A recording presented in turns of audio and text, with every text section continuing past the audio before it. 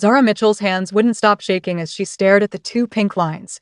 The pregnancy test clattered against the marble sink in the luxury penthouse bathroom, and she gripped the counter's edge so hard her knuckles went white.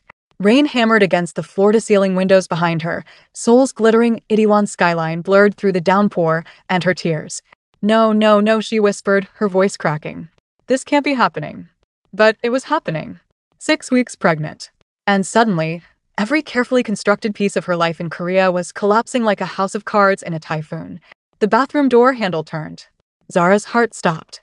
She hadn't locked it. Why hadn't she locked it? Kong Jin-woo stepped inside, his 6'1" frame filling the doorway.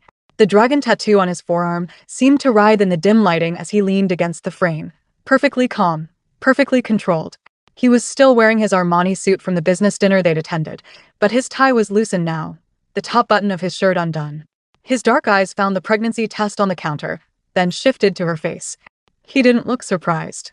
He looked satisfied. So, Jin-woo said softly, switching from Korean to English, his voice carrying that dangerous smoothness she'd once found charming. You found out. Zara's breath came in short gasps. Found out? Jin-woo, how is this possible? You said you were careful. You promised you were always careful. He pushed off the doorframe and moved toward her with the predatory grace of a man who'd spent his life taking what he wanted. I was careful. Until I decided not to be. The words hit her like a physical blow. Zara stumbled backward until her spine pressed against the cold window. What? Jin-woo stopped just inches from her, close enough that she could smell his expensive cologne mixed with the rain scent clinging to his jacket. 4 weeks ago. The night you showed me your return ticket to Atlanta. Remember? She did remember. She'd been so excited, showing him the plane ticket scheduled for 3 weeks from now, talking about how he could visit her in the States, how they could make long-distance work. She'd been planning her exit strategy from Seoul, from this whirlwind romance that had consumed 8 months of her life. You got me pregnant on purpose? The words came out strangled, disbelieving. I made sure you'd stay, Jin-woo corrected, his hand reaching up to touch her face. She flinched, but there was nowhere to go. The window pressed cold against her back. I saw that ticket, and I realized I couldn't let you leave. So I took away your choice. That's not love. Zara's voice rose, anger finally breaking through the shock. That's kidnapping. That's reproductive coercion. That's mine. Jin-woo interrupted, his hand moving down to rest against her still flat stomach. You're mine now, Zara. Forever. You're carrying my child. My bloodline. Do you understand what that means? She shoved his hand away, trying to push past him, but he caught her wrist. Not violently. He never hurt her, which somehow made it worse, but immovably. His grip was iron wrapped in silk. Let me go, she demanded. No. Jin-woo, let me go. He pulled her closer instead, speaking directly against her ear, his voice dropping to barely above a whisper. You think I'd let you walk away? After everything we built together? After I opened myself to you in ways I've never opened to anyone? You saw me, Zara. The real me. Not the businessman. Not the respected entrepreneur. Me. And you think I'd just let you fly back to Atlanta and forget this ever happened? Zara's knees weakened, but whether from fear or something more complicated, she couldn't tell. Jin-woo held her up effortlessly, one arm wrapping around her waist. I hate you, she whispered, even as her body betrayed her by leaning into his support. I know, he said simply, but you'll stay anyway, because you have no choice now. He guided her out of the bathroom, through the penthouse's expansive living room with its leather furniture and modern art that had once impressed her so much. Now it all felt like part of a trap she'd walked into willingly, stupidly. The floor-to-ceiling windows revealed Seoul's nightscape. Millions of lights, millions of people going about their lives, completely unaware that hers had just been stolen. Jin-woo sat on the leather couch and pulled her down beside him. She wanted to resist, to fight, but exhaustion was already seeping into her bones. He picked up a tablet from the coffee table and swiped through something before turning the screen toward her. This is why you can never leave, he said. The screen showed security footage. Zara recognized herself immediately. Earlier that day, shopping in Gangnam. But the angle was wrong. This wasn't from a store's security camera. This was surveillance footage, zoomed in, focused entirely on her. In the corner of the frame, 2 men in dark jackets were photographing her with a long lens. Who are they? Her voice came out small, frightened. I don't know yet, Jin-woo admitted, and for the first time, she heard something other than confidence in his voice. Fear. That's what terrifies me. He swiped to another image. Different location, different day. Same men, different clothes. Same long lens trained on her. How long have you known about this? 3 days. Same day I confirmed your pregnancy. He set the tablet down and turned to face her fully. Zara, I need you to understand something. I'm not just a businessman. I run the Biko cartel. White Tiger. We control 40% of luxury goods smuggling in East Asia. Watches, handbags, pharmaceuticals, art. If it's expensive and crosses a border illegally, we probably moved it. The room tilted. Zara gripped the couch cushion. You're a criminal. I'm a businessman in a business that happens to be illegal, he corrected. And my enemies include the Yakuza, 3 Chinese triad families, the Busan gangs, and at least 5 government officials who'd love to see me dead. If any of them find out about you, about this baby, you become the most valuable weapon in Seoul. Then let me go. Zara stood abruptly, pacing toward the windows. Let me fly home. They'll never find me in Atlanta. Jin Woo's laugh was bitter. You think 12 hours on a plane puts you out of reach? Zara, you're not thinking clearly. These people have operations in every major city in the world. If they want to find you, they will. The only place you're safe is with me, where I can protect you. Protect me? She whirled on him. You're the reason I need protection. You did this. You trapped me here. Yes, he said simply, standing and crossing to her.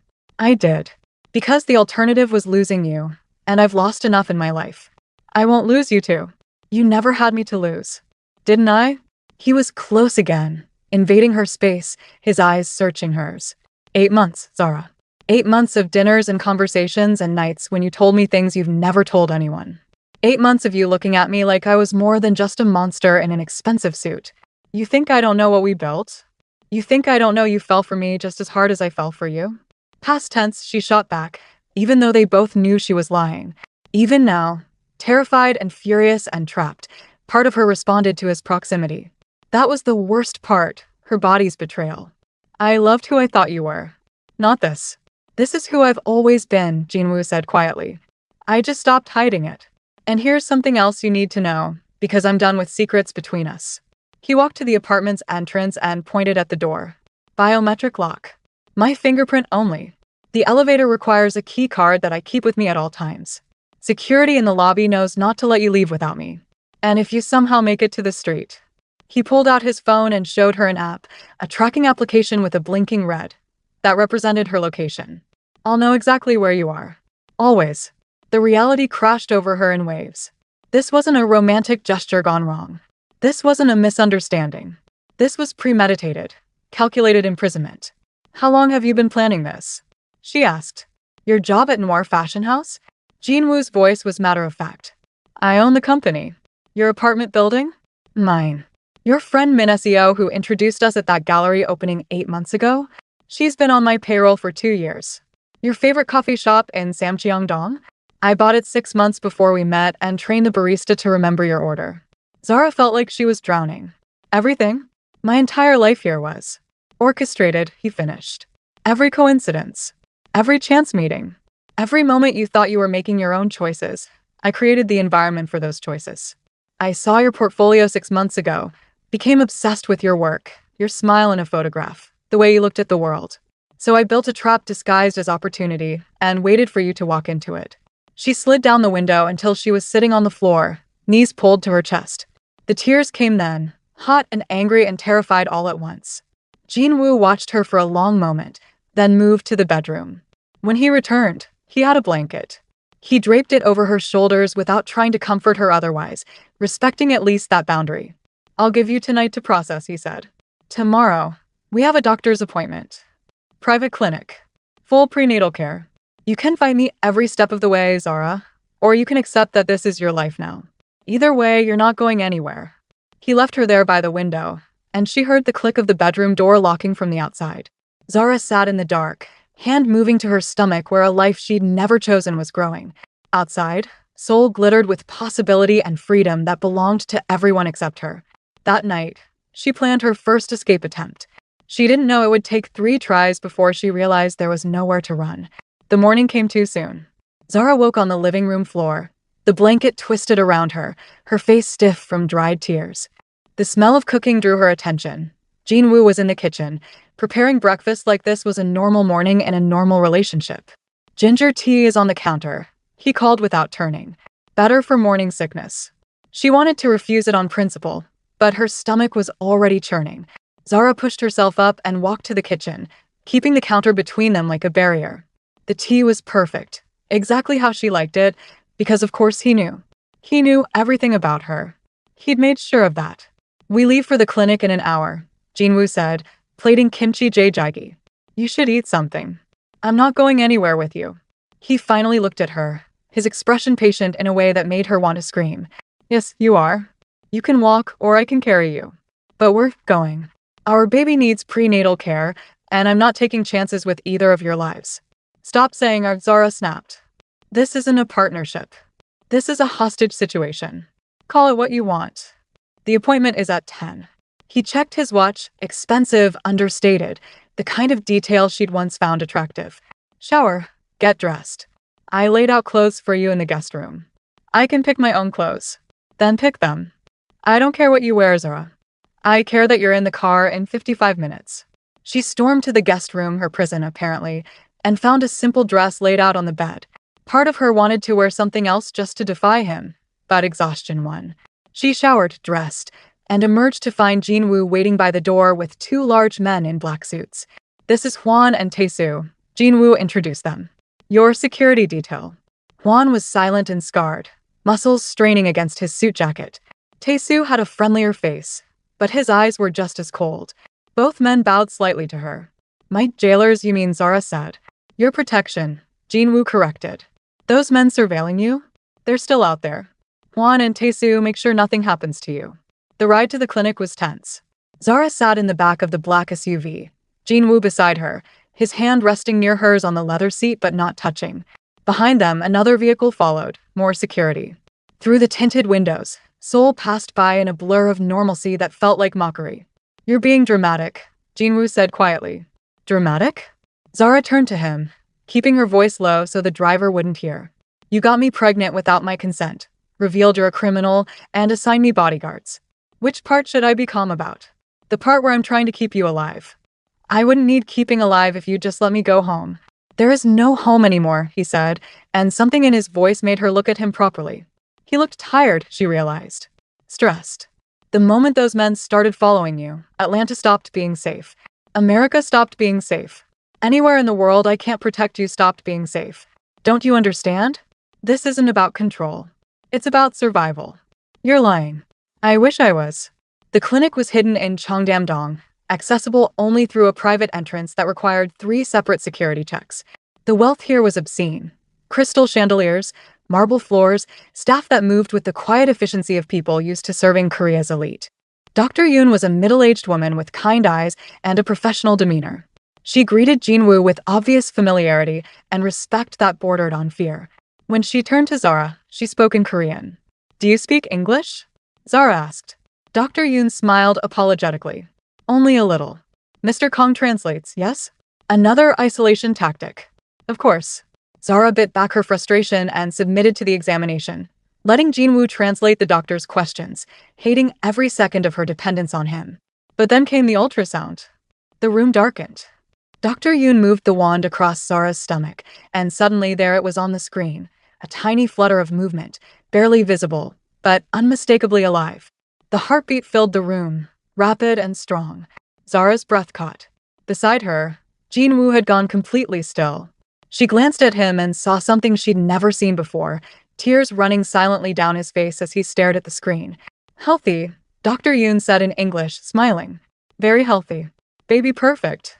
Jinwoo reached for Zara's hand without looking away from the screen, and for once, she didn't pull away. The moment was too big, too overwhelming. That tiny heartbeat was half her, but it was also half him, and that complicated reality crashed over both of them in the darkened room. When they left the clinic, Zara felt different. Not better. She was still trapped, still furious, still terrified. But different. The baby was real now, not just 2 pink lines on a test. I've been learning Korean, she said in the car, breaking the silence. Jinwoo looked at her in surprise. What? For 3 months. Online lessons. I understood most of what Dr. Yoon said. Something flickered across his face. Was it respect? Pride? Why didn't you tell me? Because you don't tell me anything, Zara shot back. Why should I? He studied her for a long moment. Fair enough. Keep studying. You'll need it. The next 2 weeks fell into a strange routine. Jinwoo gave her freedom, Supervised freedom, but freedom nonetheless. Juan and Taesu accompanied her everywhere, silent shadows that kept other shadows at bay. She could go shopping, visit cafes, walk through Seoul's neighborhoods. But she could never be alone, never be unwatched. On the fifth day, Zara found herself at a small coffee shop in Samcheongdong. The barista's face lit up when she walked in. "Miss Mitchell. Your usual?" Zara froze. "I've never been here before." The barista's smile faltered. "But Mr. Kong said you." Oh.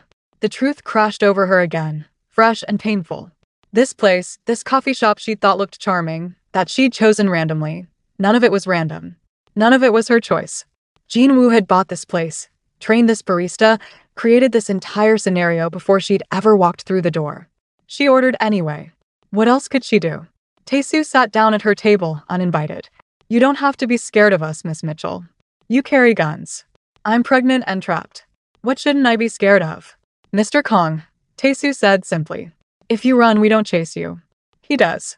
And trust me, you don't want that." The warning was clear. Zara sipped her coffee and said nothing. On the 8th day, Jean Woo found her at Han River Park, watching the sunset. His SUV pulled up and he emerged alone, waving Juan and Taesu back. "May I?" he asked, gesturing to the bench beside her. "Do I have a choice?" "Not really. But I'm pretending to be polite." They sat in silence for a while, watching the water turn gold in the fading light. Couples biked past. Families spread blankets for picnics. Everyone looked so normal, so free. "My mother died when I was 12, Jean Woo said suddenly. "Gang war. Wrong place, wrong time. My father remarried 4 weeks later. To my mother's sister." Zara turned to him, surprised. He'd never talked about his family before. "He didn't love my mother," Jean Woo continued, his voice flat, emotionless. "He loved not being alone. When she died, he replaced her like replacing furniture. That's when I learned that love is just another word for ownership. My father owned my mother. Then he owned her sister. Now I own the biggest cartel in East Asia, and I own you. At least I'm honest about it." "That's not ownership," Zara said quietly. "That's just sad. Maybe." He reached for her hand, and this time she let him take it, though she wasn't sure why. "But I'll never abandon you, Zara. That's more than most people get. That's not love either. In my world, it's close enough." They sat until the sun disappeared completely, his hand in hers, and Zara felt something she hated herself for feeling, a twisted kind of safety. He was a monster, yes. But he was a monster who'd chosen her, who'd built a cage specifically for her, who cried at ultrasounds and sat with her at sunset. Stockholm Syndrome, she told herself. That's all this is. But she wasn't sure anymore. The 9th day shattered everything. Zara was trying on a hanbok in a Myeongdong boutique, the traditional Korean dress beautiful in deep blue with gold embroidery. For a moment, admiring herself in the mirror, she almost felt normal. Almost felt like just another woman in Seoul, preparing for something special. Then Hwan's phone rang. She saw his face change through the dressing room curtain. Saw Taesu's hand move to his concealed weapon. Saw the shop owner notice and go pale.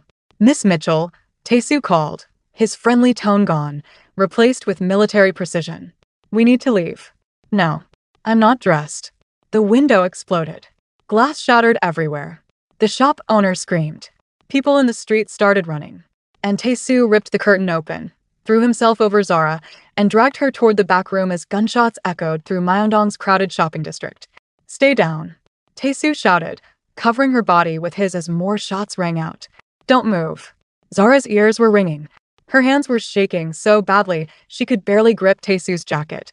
She heard Hwan returning fire from somewhere near the front of the shop, heard screaming, heard the awful sound of bullets hitting wood and glass and possibly bodies. Then Jean Woo's voice cut through the chaos, cold and deadly. "Where is she?" "Back room. She's safe."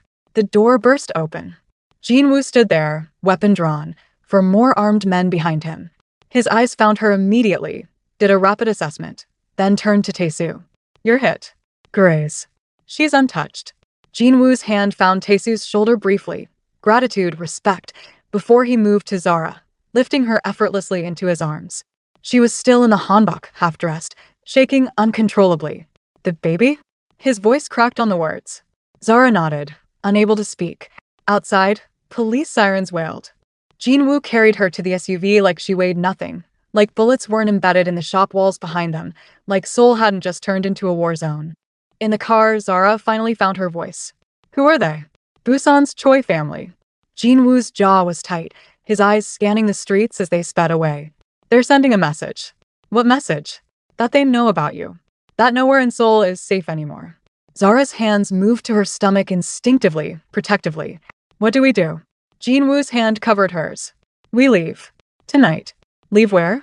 Somewhere they can't find you.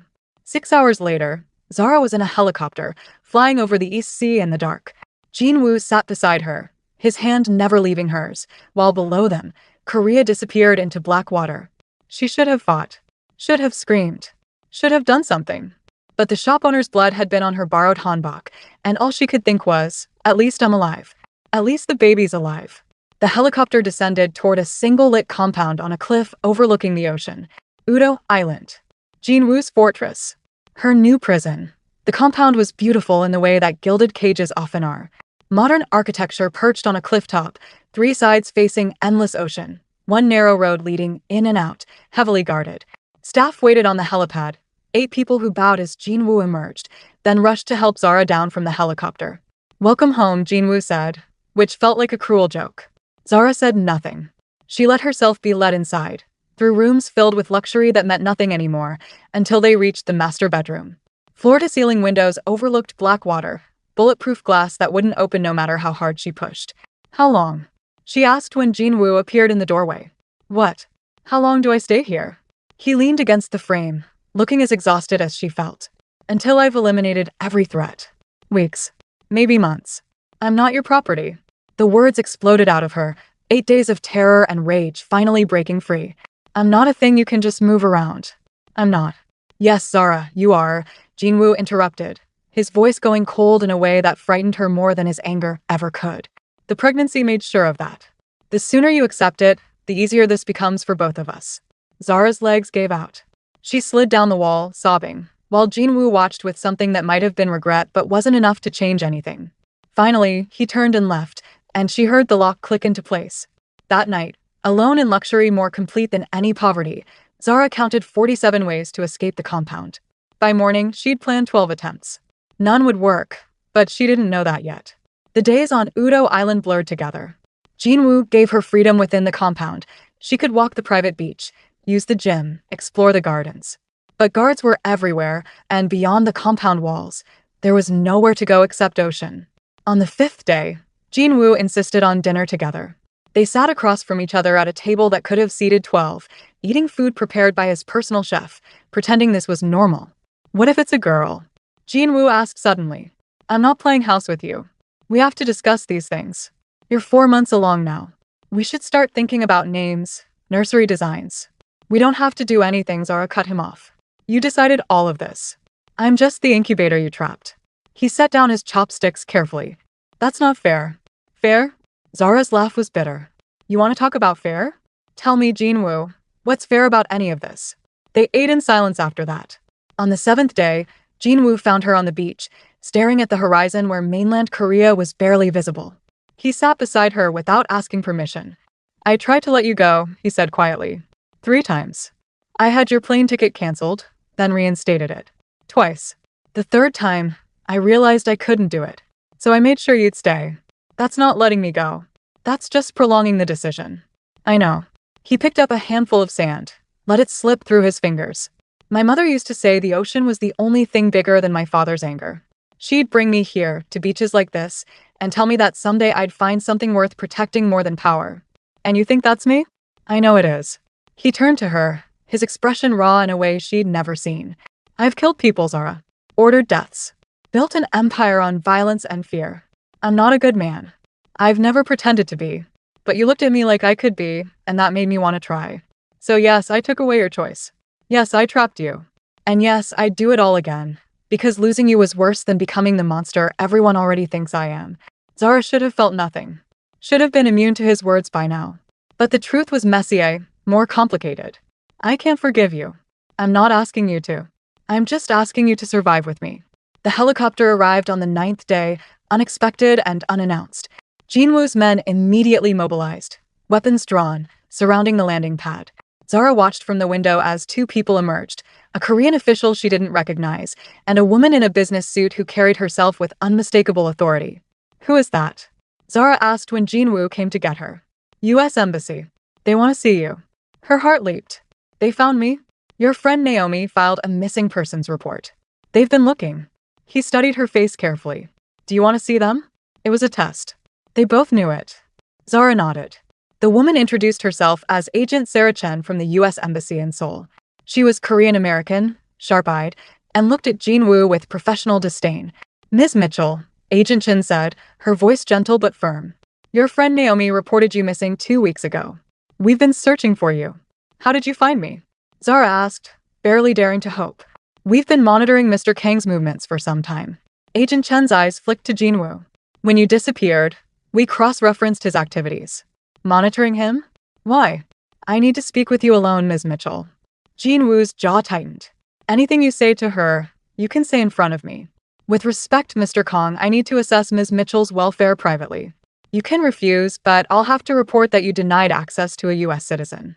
The standoff lasted 30 seconds before Jinwoo nodded curtly. 10 minutes. Agent Chen led Zara to a small office. The moment the door closed, she asked, Are you being held against your will? Yes. I'm pregnant. He did it deliberately to trap me. Agent Chen wrote notes rapidly. Are you in immediate physical danger? No. He's never hurt me. But I can't leave. We can extract you tonight. Witness protection. New identity. Complete safety for you and your baby. Hope flooded through Zara so powerfully she felt dizzy. Really?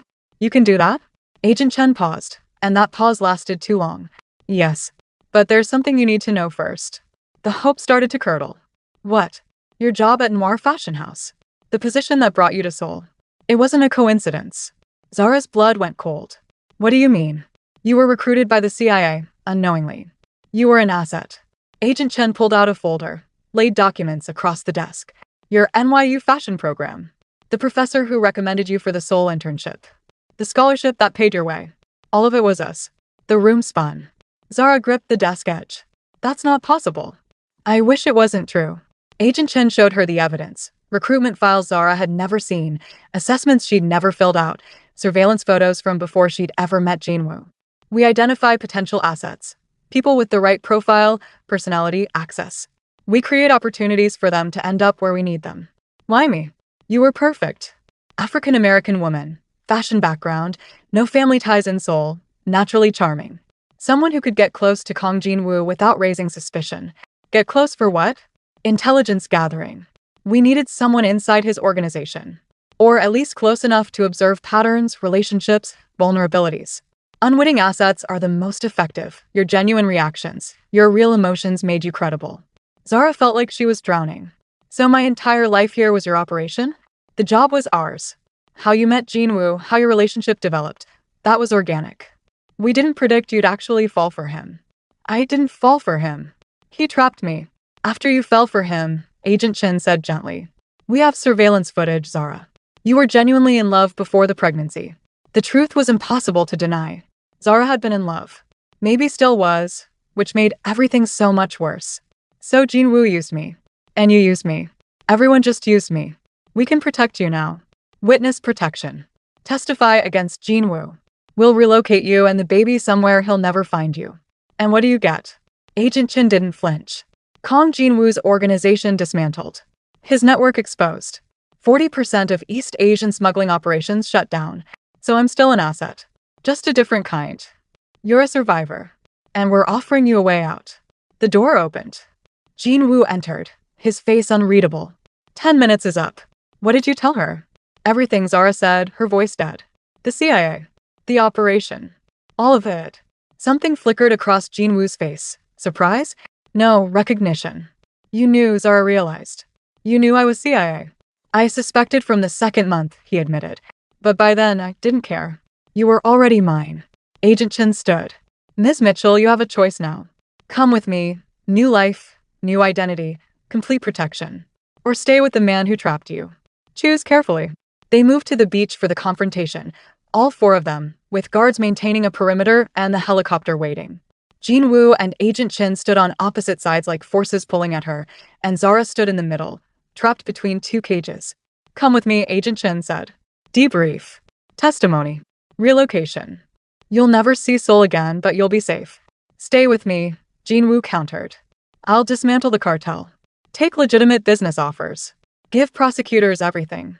We'll disappear together, Singapore, New Zealand, wherever you want. Your choice. My choice? Zara's laugh was hollow. I haven't had a choice since I got off the plane in Seoul. You both made sure of that. This is different, Agent Chen insisted. This is real freedom. Is it? Zara turned to her. If I go with you, what happens? Witness protection forever. New name. No contact with old life. And I'd still be your asset. You'd still be using me. It's not the same, isn't it? Zara looked between them. The criminal who'd trapped her with pregnancy and the government that had trapped her with lies. At least Jinwoo was honest about what he wanted. At least I know exactly what kind of monster he is. She turned to Jinwoo. You said you'd burn it all down. Were you lying? No.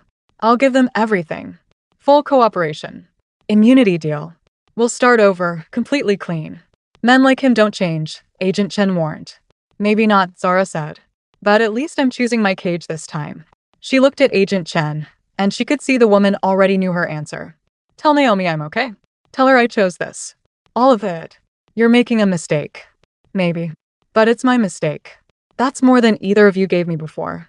The helicopter took off, carrying Agent Chen back to Seoul, back to a world where Zara had been a pawn in games she'd never known existed. She stood on the beach with Jinwoo, his hand finding hers, and for the first time, she didn't pull away. I didn't choose you because I forgive you, she said. I know. I chose you because I trust your monster more than I trust theirs. I'll take it. He looked at her, this man who destroyed and rebuilt her world. The deal is already in motion. Prosecutor meetings start next week. I'll give them everything, names, locations, operations. The Biko cartel ends. Everything I built gone. And then? Then we disappear. Become different people. James and Zara Kong, retired businessman and his wife, expecting their first child in New Zealand or Singapore or wherever you want to raise her. What if it's a boy? It's a girl. I can feel it. His hand moved to her stomach, where her pregnancy was finally showing, and she deserves better than this. Better than me. But I'll spend the rest of my life trying to be the father she needs. Zara looked out at the ocean, at the endless water that had once represented freedom and now just represented distance from everything else. I should hate you. You should. I probably do some days. That's fair. But I also, she stopped, couldn't finish the sentence. Didn't know how to finish it. Jinwoo turned her to face him, his hands gentle on her shoulders. You don't have to love me, Zara. You don't have to forgive me. Just survive with me. That's all I'm asking. And because the baby was kicking, and because she was tired of fighting, and because sometimes survival meant accepting complicated truths, she nodded. It wasn't forgiveness. It wasn't love. But it was choice, and after everything, that was enough. 6 weeks passed in testimony and dismantling. Jinwoo kept his promise with a thoroughness that surprised even the prosecutors.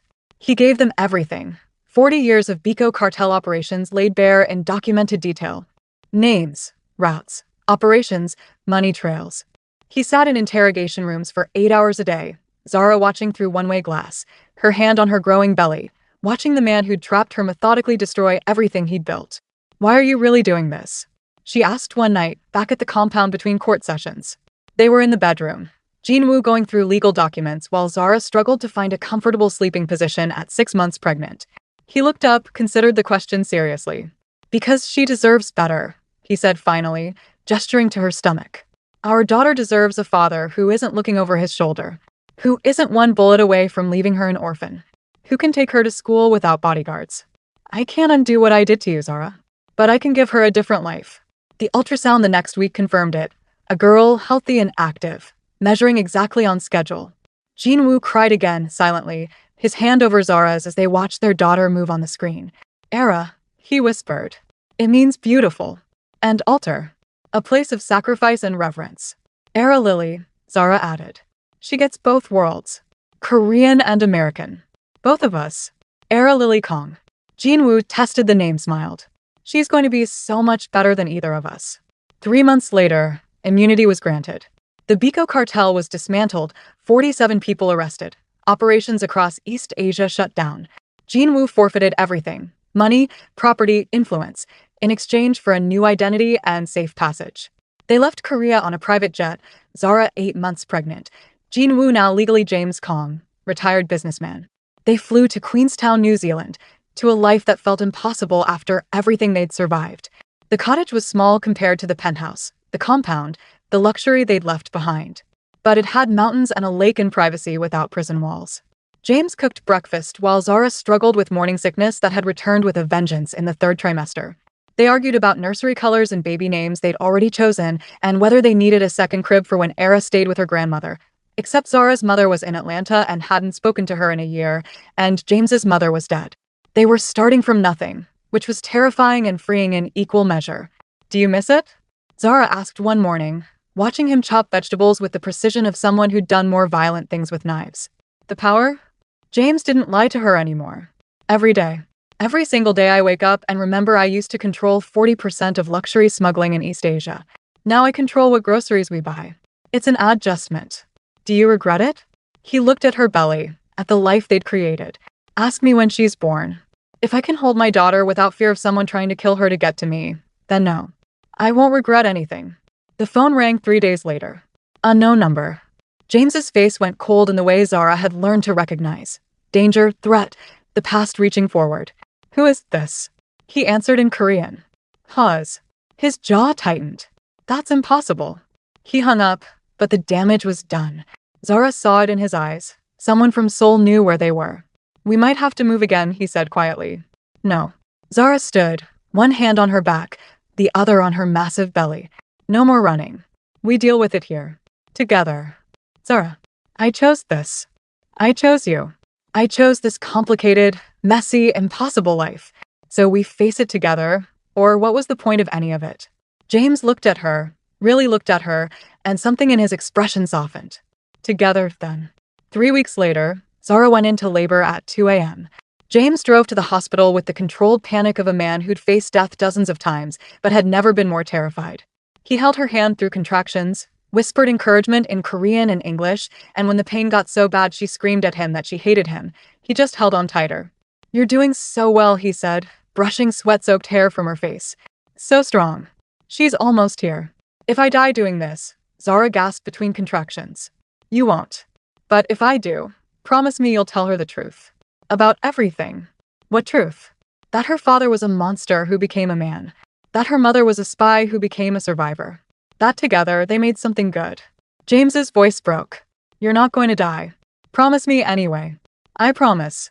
For hours later, Era Lily Kong entered the world screaming, perfect and tiny and completely unaware that her existence had dismantled an empire. The nurse placed her on Zara's chest, and the world narrowed to just the three of them: mother, father, daughter. "She's beautiful," James whispered, tears streaming freely now. "She looks like you," Zara said, exhausted and exhilarated and more complete than she'd ever felt. "Poor thing." They laughed, giddy with relief and joy and the overwhelming reality of new life. Era quieted, her tiny fist wrapping around James's finger with surprising strength, and something in his face transformed completely. "Hello, Era Lily," he said softly in Korean. "I'm your father. I'm going to mess this up sometimes. Probably a lot. But I promise I'll love you every day of your life." Zara watched him with their daughter and felt something shift in her chest. Not forgiveness. That would take years, maybe forever. Not love, or at least, not the simple kind. But something. Acceptance, maybe. Or hope. The hospital room was quiet except for Era's soft breathing. James sat in the chair beside Zara's bed, holding their daughter like she was made of glass, afraid to move, afraid to break the moment. "I never thought I'd have this," he admitted. "Family. Not the kind that matters. Not the kind worth protecting more than power." "You have it now," Zara said. "Don't waste it." "I won't." He looked at her, this woman he'd trapped and broken and somehow ended up building a life with. "I know you don't love me.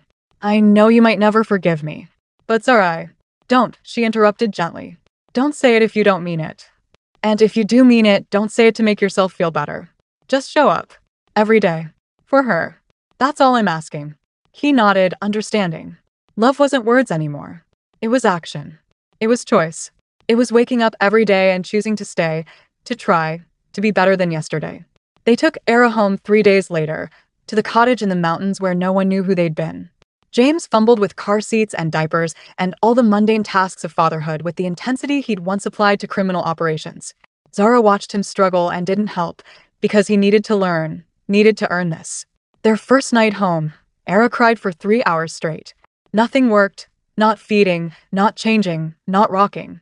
James paced the cottage with her, singing Korean lullabies his mother had sung to him, and Zara sat on the couch, so exhausted she could barely keep her eyes open, listening to this man who'd once ordered death singing softly to their screaming daughter. I don't know what I'm doing, James admitted, defeated. Neither do I, Zara said. Welcome to parenthood. He laughed, and Era finally quieted, as if she'd just been waiting for them to admit their shared helplessness.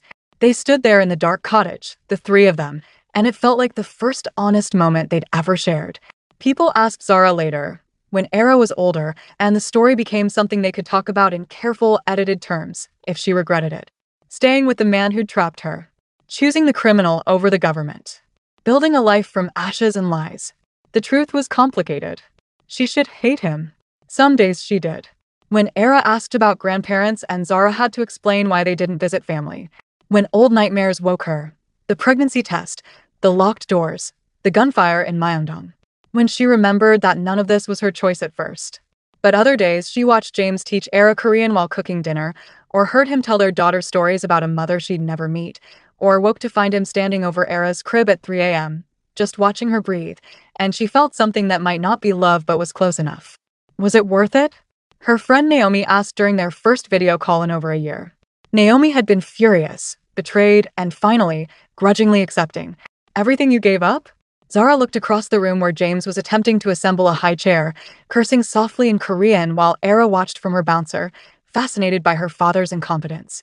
I didn't give up anything, Zara said slowly. I had everything taken from me. My choice. My freedom.